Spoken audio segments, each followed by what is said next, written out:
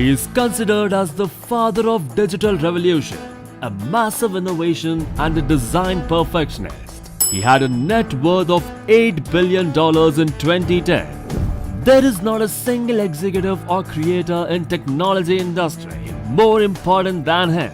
He is one of the most creative and daring CEOs of all time, a global icon who has shaped the rules of technology and media. His products are adored by millions of people across the world. The company that he started in the garage is worth more than $742 billion today. For over 30 years, computers, music, movies and mobile phones have all been transformed by none other than Steve Jobs of Apple. Today, we talk about the fascinating journey of one of the most loved entrepreneurs of all time, Steve Jobs, and this is his biography.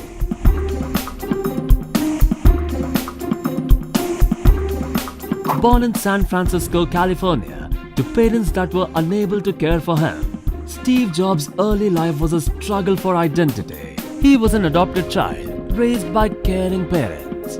One of the early wishes of his biological parents was academic success for Steve Jobs. However, young Steve Jobs was far from being an academic. Despite his immense intelligence, he wasn't interested in schooling, apart from a few select subjects.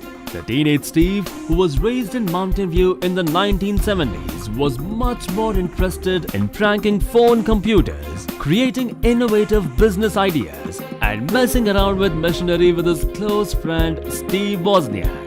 Steve's approach to education has been explained very publicly. He only felt that he could really learn after he had dropped out of college. In 1976, when Jobs was just 21 years old, he and his partner Steve Wozniak started Apple Computer. The duo started in Steve Jobs' family garage, funding their entrepreneurial venture by Jobs selling his Volkswagen bus and Wozniak selling his beloved scientific calculator. Jobs and Wozniak are credited with revolutionizing the computer industry by democratizing the technology and making machines smaller, cheaper, intuitive, and accessible to everyday consumers.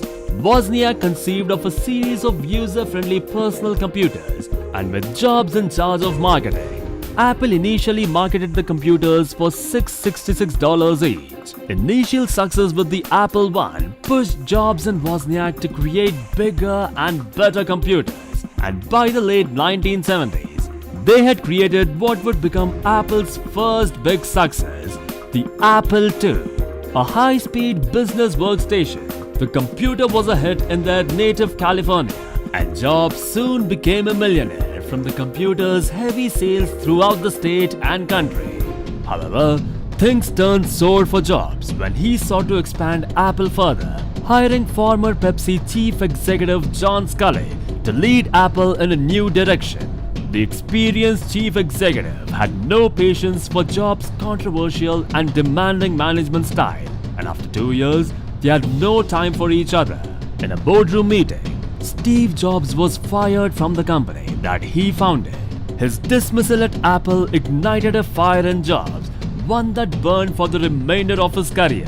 Just a year later, he purchased a struggling animation studio from Star Wars mastermind George Lucas. It bled money for over 10 years, money that Jobs himself was spending on the studio, until it had a fantastic 1997 hit with the movie Toy Story.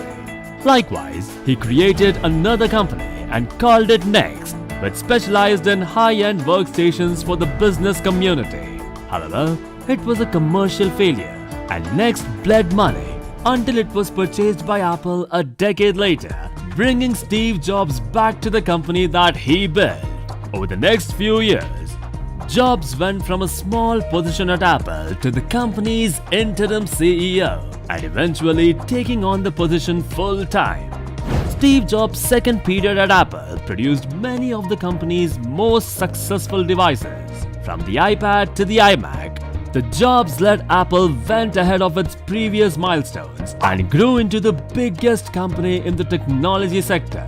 Although it took a heavy blow to set Jobs on the right path, His experience reflects a true genius and is regarded as the greatest second act in business history. However, early in 2009, reports circulated about Jobs' weight loss, some predicting his health issues had returned. Jobs had responded to these concerns by stating that he was dealing with hormone imbalance. After nearly a year out of the spotlight, Steve Jobs delivered a keynote address at an invite-only Apple event on September 9, 2009. Later, on October 5, 2011, Apple sadly announced that its co-founder had passed away.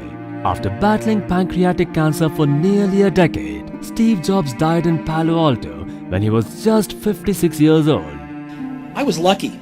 I found what I loved to do early in life, when I was 20. The heaviness of being successful was replaced by the lightness of being a beginner again, less sure about everything. I'm convinced that the only thing that kept me going was that I loved what I did. You've got to find what you love, and that is as true for work as it is for your lovers. Your work is going to fill a large part of your life, and the only way to be truly satisfied is to do what you believe is great work. And the only way to do great work is to love what you do. If you haven't found it yet, keep looking and don't settle. Despite the cutthroat competition from rival tech companies like Google and Microsoft, Steve Jobs made sure that none of those bothered the success path of Apple and kept working hard till the last breath to make sure that Apple remains as the top tech company in the world. He is a true inspiration for every budding entrepreneur and will remain as the hero of the tech industry.